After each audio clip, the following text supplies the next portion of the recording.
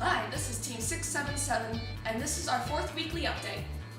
Mech Black has been busy this week. We split up into 2 groups. We're working on the elevator, like structure itself, and then the arm that will pick up the cubes. So right now we're trying to figure out how to, we're trying to make the plate so we can mount the sliding arm.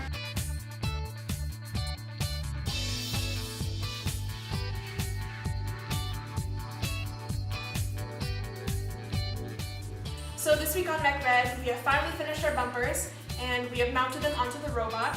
And we've also been revising our ramp mechanism. We've been trying out some prototypes and they haven't exactly gone as planned. And so we've been redesigning and coming up with new ideas for our ramp mechanism. But they should still be done by bag and tag, and we're really excited to see how it turns out.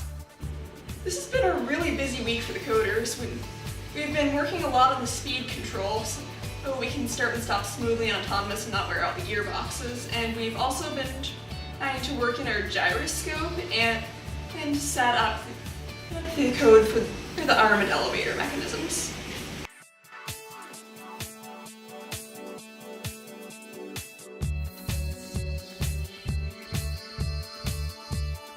So, our 3 CDTs last year were mech, chassis, and controls, and this year we decided to get rid of chassis and split mechanism into 2 and make who was previously chassis, Mech Red, and then Mech Black. So we've been collaborating and learning about new mechanisms and just to kind of get the team collaborative as a whole.